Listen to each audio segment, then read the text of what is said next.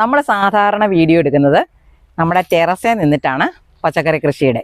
ഇപ്പം ഞാനിവിടെ നിൽക്കുന്നതെന്ന് പറഞ്ഞാൽ നമുക്ക് പുതിയതായിട്ട് ഇച്ചിരി സ്ഥലം കിട്ടിയിട്ടുണ്ട് കൃഷി ചെയ്യാനേ.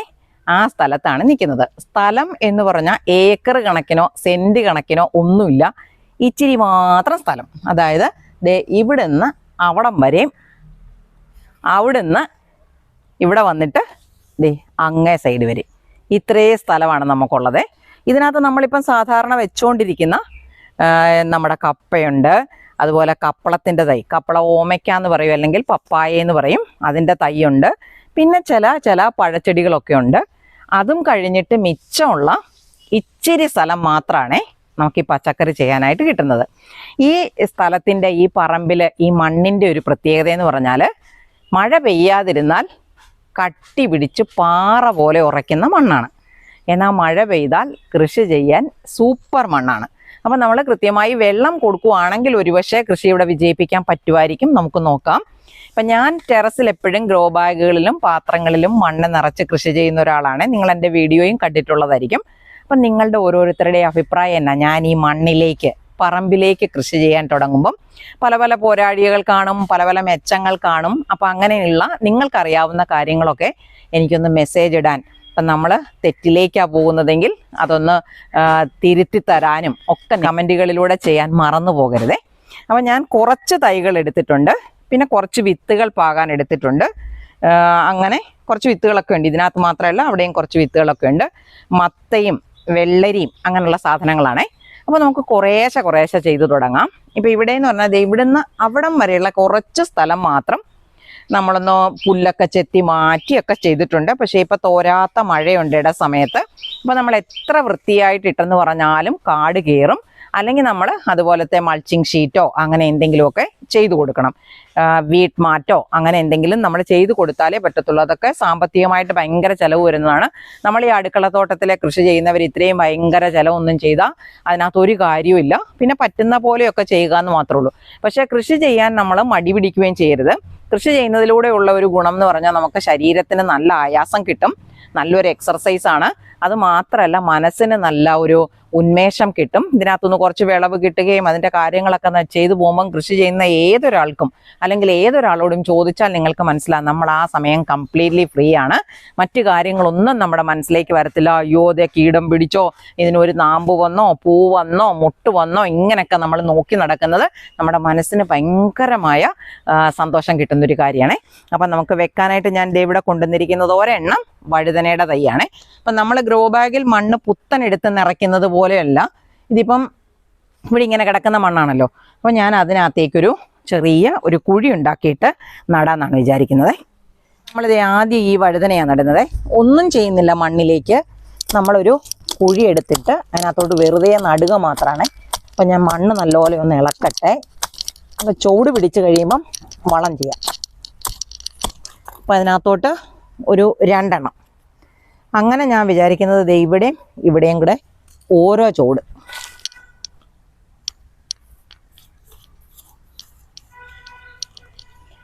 കണ്ടോ? ഇതിനകത്തോട്ട് ഞാൻ ഈ കുഴിയിലോട്ട് ഒരു വളവും ചേർക്കുന്നില്ല കേട്ടോ. നമുക്ക് ചോട് പിടിച്ചതിന് ശേഷം നമുക്ക് വളം ചെയ്യാം. നേരത്തെ സമയത്ത് നമ്മൾ ഇതിനകത്ത് ഈ മണ്ണിലേക്ക് ആവശ്യത്തിന് കുമ്മായ ഇട്ട് കൊടുത്തിട്ടുള്ളതാണ്. പറമ്പ് നിറയെ നമ്മൾ വാരി കുമ്മായം ഇട്ടിട്ടുണ്ടായിരുന്നു. അങ്ങനെ കുമ്മായം ഇട്ട പുളിപ്പ് കളഞ്ഞ മണ്ണിൽ ചെയ്തെങ്കിൽ മാത്രമേ നമുക്ക് പച്ചക്കറിയിൽ നിന്നും വിളവുണ്ടാക്കിയെടുക്കാൻ പറ്റത്തുള്ളൂ. അപ്പം നമ്മൾ വഴുതന മാത്രം നട്ടേ. ഈ കാട്ടിൽ തന്നെ നട്ടിരിക്കുന്നത്. നമുക്ക് കാടൊക്കെ പറിച്ച് ചൂട് പിടിച്ചതിന് ശേഷം തടയെടുത്ത് വളം കൊടുക്കണം. ഇനി ഞാനേ കുറച്ച് വിത്തുകളുണ്ട്, അതൊക്കെ ഒന്ന് നമുക്ക് പാകി കൊടുക്കാം. ആദ്യം ഞാൻ ചെയ്യുന്നത് വെള്ളരിയാണേ. ഈ സമയത്ത് നല്ല മണ്ണിളക്കം ഉള്ള സമയമാണ്. അതുകൊണ്ട് ഇങ്ങനെ തൂമ്പ നമ്മളിങ്ങനെ കൊത്തിയാൽ എളുപ്പം ഇറങ്ങിപ്പോകുന്നു, അല്ലെങ്കിൽ ഇങ്ങനെ ഇറങ്ങത്തില്ല. അപ്പം ഞാൻ ഇതുപോലൊന്ന് മണ്ണിളക്കി ചെറിയൊരു തടം പോലെ ആക്കി എടുത്തിട്ട് അതിനകത്തോട്ട് ഞാൻ വെള്ളരി നടാൻ പോവുകയാണേ. ഇത്രയും മതി. കുറച്ച് വെള്ളരി വിത്തേ ഉള്ളൂ. അത് ഞാൻ അവിടെ ഇവിടെയൊക്കെ നടാം. ഇവിടെ എന്ന് പറഞ്ഞാലേ കീരിയും ഉടുമ്പും എലിയും ഒക്കെ ഉള്ളതാണ്. ഞാൻ ഈ വിത്ത് അങ്ങോട്ട് പാകുക, വിത്ത് അവിടെ കിടക്കുക, അവന്മാർ പൊക്കിക്കൊണ്ട് പോകുമോ, എത്ര എണ്ണം മുളയ്ക്കും ഇതൊന്നും നമുക്കറിയത്തില്ല. എന്നാലും നമുക്കൊരു 2-3 എണ്ണം വെച്ച് ഇതിനകത്തേക്ക് ഞാനിങ്ങനെ നിട്ട് കൊടുക്കുവാണേ. കിളുക്കുന്നത് കിളുക്കട്ടെ. ഇച്ചിരി വിത്തും കൂടെ ഉണ്ടേ, അത് ഞാൻ ഇവിടോട്ടൊരു ഇവിടെ തടവെടുത്താൽ പിന്നെ വാഴ ആയതുകൊണ്ട് കുഴപ്പമില്ലായിരിക്കും. ഇവിടെ ഇട്ട് കൊടുക്കുവാണേ. കണ്ടോ, ചെറുതായിട്ട് മണ്ണിടാം.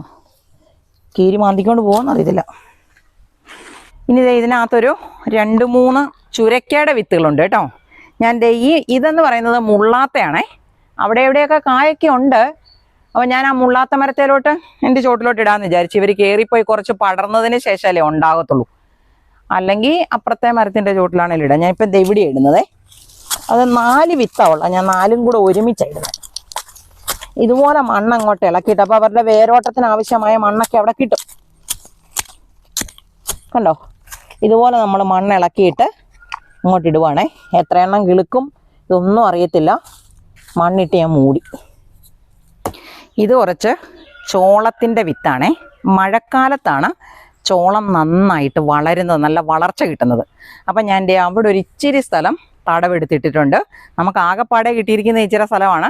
അതിനകത്തുനിന്ന് ഒരു തടം. അപ്പോൾ അവിടേക്ക് നമുക്കിതുകൊണ്ട് പാകി വെക്കാം. എത്ര എണ്ണം കിളുക്കുമെന്ന് നോക്കാം. എല്ലാ വിത്തുകളൊന്നും എല്ലായ്പ്പോഴും കിളുക്കണമെന്നില്ല. ഇതുപോലെ നമ്മളൊരു ചെറിയ കുഴി എടുത്തിട്ട് മണ്ണിത് നമ്മൾ പൊക്കിയിട്ടിരിക്കുന്ന ഇളക്കമൊക്കെ ഉണ്ട്.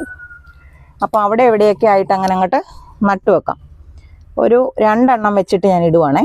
എത്ര എണ്ണം കിളുക്കും അല്ലെ ഒന്നും കൂടെ ഇട്ടേക്കാം. ഒരെണ്ണയിലും കിളുത്ത് കിട്ടണ്ടേ. അപ്പം നമ്മളെപ്പോഴും വിത്തുകൾ പാകുമ്പം കൂടുതൽ എണ്ണം വെച്ചിട്ട് വേണം പാകാൻ. നമ്മൾ വിത്തുകൾ ഇടുന്നത് മുഴുവനും കിളുക്കണം എന്നില്ല. കിളുത്ത് വരുന്ന എല്ലാത്തിനും ആരോഗ്യം ഉണ്ടായിരിക്കണം എന്നില്ല. അപ്പം അങ്ങനെയൊക്കെയുള്ള നഷ്ടങ്ങൾ വരുമ്പം നമ്മൾ ഈ 2-3 എണ്ണം ഇടുവാണെങ്കിൽ അതിലൊന്നെങ്കിലും പ്രയോജനകരമായിട്ട് കിട്ടും. ഇത്ര എണ്ണം 2-3 എണ്ണം മിച്ചമുണ്ട് ശരിക്കും പറഞ്ഞാൽ. അത് ഞാൻ ഇവിടോട്ട് അങ്ങ് ഇടുക. നമുക്ക് അവിടേക്കല്ല മണ്ണ് പൊക്കിയെടുക്കും. അപ്പം ചോളം പാകിയിട്ടുണ്ടേ. കിളുക്കുന്നത് ഞാൻ അടുത്ത ദിവസം കാണിക്കാം, കിളുക്കുവാണെങ്കിൽ. 2 ചുവട് വെക്കാനുള്ള മുളകുണ്ടേ. ഒത്തിരി സ്ഥലം ഇവിടെ ഇല്ലെന്നറിയാമല്ലോ. അപ്പം നമുക്ക് ഇത് 2 ചുവടാണ് നമ്മൾ വെക്കുന്നതെങ്കിലും അത് ചുവട് പിടിച്ച് കിട്ടുകയും വളരുകയും പൂക്കുകയും കായ്ക്കുകയൊക്കെ ചെയ്താലേ കാര്യമുള്ളൂ. അപ്പം ഞാൻ എന്തായാലും ഇത് 2 ചുവടായിട്ട് ഇവിടെ നടുവാണേ.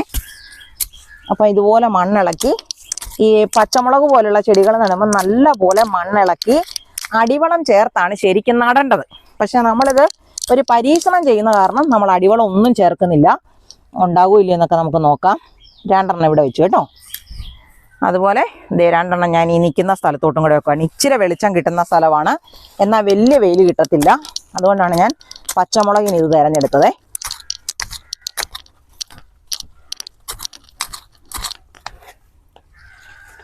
അപ്പോൾ ഈ 2 എണ്ണം കൂടെ ഇവിടെ വെക്കുക കേട്ടോ. ഇനി നമുക്ക് ഒരു 2, 4, 6 ചുവട് തക്കാളിയുണ്ട്. അത് 3 കുഴിയിലായിട്ട് ഞാൻ വെക്കും. ഇവിടെ ഉള്ള സ്ഥലത്തല്ലേ നമുക്ക് വെക്കാൻ പറ്റുള്ളൂ. വലിയ സൂര്യപ്രകാശം എന്നൊന്നും പറയുന്നതില്ല. എങ്ങനെയായി വരും നമുക്ക് നോക്കാം. ഏതായാലും ഞാൻ കുഴിയെടുത്ത് 3 കുഴി എടുത്തിട്ട് കാണിക്കാവേ. നമ്മളിത് ഇതുപോലെ നിരപ്പിന് 3 കുഴി എടുത്ത് വെച്ചിട്ടുണ്ട്. അതിൽ ഈ കുഴിക്കകത്തോട്ട് 2 എണ്ണം, ഈ കുഴിയിലും 2 എണ്ണം, ഈ കുഴിയിലും 2 എണ്ണം ഇട്ടു. പിന്നെ തക്കാളി നടുമ്പോൾ നമ്മൾ എപ്പോഴും ശ്രദ്ധിക്കേണ്ടത് എത്ര താഴ്ത്തി വയ്ക്കാവോ അത്രയും താഴ്ത്തി വേണം നടാൻ. വെള്ളരി നട്ടിട്ടുണ്ട്. വെള്ളരി പാകി, ചോളം പാകി, തക്കാളിയും പച്ചമുളകും വഴുതനയും 2-3 ചുവട് വീതം നട്ടിട്ടുണ്ട്. പിന്നെ ഇത് മത്തയുടെ വിത്താണേ. ഇത് നമ്മളിവിടെ കൊടുക്കുന്നതാണേ. നമ്മളിവിടെ കൊടുക്കുന്ന എല്ലാ വിത്തുകളും നിങ്ങളിൽ ആർക്കെങ്കിലും ആവശ്യമുണ്ടെങ്കിൽ നമ്മൾ വീഡിയോയിൽ തരുന്ന വാട്സാപ്പ് നമ്പറിലൊരു മെസ്സേജ് ഇട്ടാൽ മതി. ഏകദേശം എല്ലാ ഇനം വിത്തുകളും അടുക്കളത്തോട്ടത്തിലേക്ക് ആവശ്യമായതുണ്ട്. ഇത് മത്തയാണ്, നല്ല ക്വാളിറ്റിയുള്ള മത്തയുടെ വിത്താണ്. ഇത് നമുക്കൊരു 2-3 കുഴിയായിട്ട് നടാം.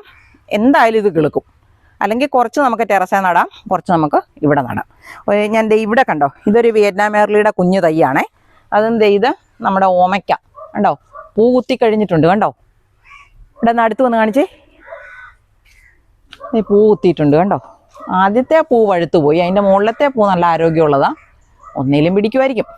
ഈ ഒരു വീപ്പയ്ക്കകത്താണ് നിൽക്കുന്നത്. ഈ വീപ്പയ്ക്കകത്ത് ഞാനിവിടെ എന്തോ മാവിൻ്റെ തൈ കൊണ്ടുവന്ന് നട്ട് വളർത്തിയതായിരുന്നു. ആ മാവ് ഉണങ്ങിപ്പോയി. അപ്പോൾ ആ ഉണങ്ങിപ്പോയപ്പോൾ ഇത് വെറുതെ ഇരിക്കുമല്ലേ ഈ പാത്രം. അപ്പം ഒരു പരീക്ഷണം പോലെ ഞാൻ ഈ കപ്പളത്തിനെ നട്ടത്. ഇനി വെള്ളം കെട്ടി നിന്ന് ചീഞ്ഞു പോകുമോ ഇതൊന്നും അറിയത്തില്ല. പക്ഷെ അതേതായാലും പിടിച്ച് കിട്ടിയിട്ടുണ്ട്. അപ്പോൾ ഞാൻ ദേ ഇവിടെ ഒരു കുഞ്ഞു കുഴി എടുത്തിട്ട്, മത്തയൊന്നും കുഴിയല്ല വേണ്ടത്, ചെറിയ തടം പോലെ. അതാണ് വെള്ളരിക്കും മത്തയ്ക്കും ഒക്കെ. അതുപോലെ കുമ്പളം ആയാലും അങ്ങനെ തന്നെയാണ്. അപ്പം ഞാൻ ഇത്രയും സ്ഥലത്താണ് ചെയ്യുന്നത്. നമുക്ക് ഇത് മുളയ്ക്കുവാണെങ്കിൽ നമുക്ക് അതിൻ്റെ മുകളിലോട്ട് വേറെ വളം കൊടുക്കാം കേട്ടോ. 3-4 വിത്ത് ഇട്ടിട്ടുണ്ട്, ഇത്രയും മതി. ഇവിടെ ഇതുപോലെ ഒരു 3-4 വിത്ത് കൊടുക്കുക, ഇത്രയും മതി. 2 ചോടിനകത്ത് ഓരോന്ന് വീതം കിളുത്താലും മതി. ഇത് നിറച്ചാവും. ഇത് പാഷൻ ഫ്രൂട്ടിൻ്റെ തൈകളായത്. ഇതൊരു പ്ലമ്മിൻ്റെ മരമായിരുന്നേ. അപ്പോൾ ഒരു 2-3 വർഷം ഇതിവിടെ നിർത്തിയിട്ടും കായ്ക്കാഞ്ഞ കാരണം ഞങ്ങൾ അതിൻ്റെ മണ്ട മുറിച്ച് കളഞ്ഞു കഴിഞ്ഞ വർഷം. അപ്പം ഞാൻ വിചാരിച്ചു ഇതിൻ്റെ ചോട്ടിലോട്ട് നമ്മുടെ ഡ്രാഗൺ ഫ്രൂട്ടിൻ്റെ കമ്പുകൾ വെട്ടുന്നതില്ലേ, ഇത് കണ്ടോ, 1, 2, 3 ചുവട് ഇവിടെ കൊണ്ട് വെച്ചു. അപ്പോൾ ഇതിങ്ങനെ ചെറുതായിട്ട് നിൽക്കുവാണല്ലോ. അപ്പോൾ അതിൻ്റെ ചോട്ടിൽ ഉണ്ടായിക്കോട്ടെ എന്ന് വിചാരിച്ചാണ് ചെയ്തിരിക്കുന്നത്. ഇത് കണ്ടോ, ഇത് കിളുത്തു തുടങ്ങിയിട്ടുണ്ട്. ഇത് അപ്പുറത്തോട്ട് കിളുത്തു തുടങ്ങിയിട്ടുണ്ട്. ഇത് കണ്ടോ, ഇത് കിളുക്കാത്തത് അത് മാത്രമേ ഉള്ളൂ. അപ്പോൾ ഈ മഴക്കാലത്ത് അവർ കിളുത്തോളുമായിരിക്കും. അപ്പം ഞാൻ ഇതിൻ്റെ ചോട്ടിലോട്ട്, ഇതിപ്പോൾ കുഴി പോലെ ഇവിടെ കിടക്കുന്നത്, ഇതിൻ്റെ ചോട്ടിലോട്ട് മണ്ണ് കൂട്ടി കൊടുക്കാം. കാരണം ഈ ഡ്രാഗണിനൊന്നും അധികം വെള്ളം വേണ്ടാത്ത ചെടിയാണല്ലോ. അപ്പം ചോട്ടിലോട്ട് വെള്ളം കെട്ടിക്കിടന്നിട്ട് നമുക്ക് വേറെ മണ്ണ് കൊണ്ടിടണം, എന്നാലേ ഈ കുഴി നികന്ന് കിട്ടത്തുള്ളൂ. ഇനി നമുക്കിത് വളം കൊടുക്കുന്ന വീഡിയോ ഒക്കെ ഞാൻ കാണിച്ചു തരാവേ. നമ്മൾ ഈ പറമ്പിൽ കൃഷി ചെയ്യുന്നത് കൊണ്ടുണ്ടല്ലോ, ചോലയും ചൂടലും ഒക്കെ വരും. നല്ലോണം സൂര്യപ്രകാശം നമുക്കിവിടെ കിട്ടത്തില്ല. എന്നാലും ഞാൻ അത്യാവശ്യം നിങ്ങളെന്നെ കണ്ടു കാണുമായിരിക്കും എന്നാണ് തോന്നുന്നത്. നമ്മൾ ചെറിയ ചെറിയ കൃഷികളൊക്കെ ഇവിടെ ചെയ്തു തുടങ്ങിയിട്ടുണ്ട്. ഇത് നമുക്ക് ഒരുമിച്ച് തന്നെ വിജയിപ്പിച്ചും കൂടെ എടുക്കണം. ചെറിയ ചെറിയ കാര്യങ്ങളെ ചെയ്തിട്ടുള്ളൂ. നമുക്ക് അടുത്ത ദിവസം വേറെ ചെയ്യാം. അങ്ങേ അറ്റത്തെ പുല്ലും കാടും എല്ലാം പറിക്കാനുണ്ട്. അപ്പോൾ അവിടെ അനുയോജ്യമായ സാധനങ്ങൾ നമുക്ക് അവിടെ നട്ടുപിടിപ്പിക്കുകയും ചെയ്യണം. അപ്പോൾ നിങ്ങളുടെ അഭിപ്രായം, ഞാൻ ഈ പറമ്പിൽ കൃഷി ചെയ്യുന്നതിന്, നമുക്ക് ടെറസിൽ കൃഷി ഉണ്ട്, അതുകൂടാതെ നമ്മൾ ഈ പറമ്പിൽ ചെയ്യുന്നതിൻ്റെ അഭിപ്രായം കൂടെ നിങ്ങൾ എനിക്ക് കമൻ്റായിട്ട് അറിയിച്ചു തരണേ. അപ്പോൾ ഇതേപോലെ മറ്റൊരു നല്ല വീഡിയോയുമായി നമുക്ക് അടുത്ത ദിവസം വീണ്ടും കാണാം.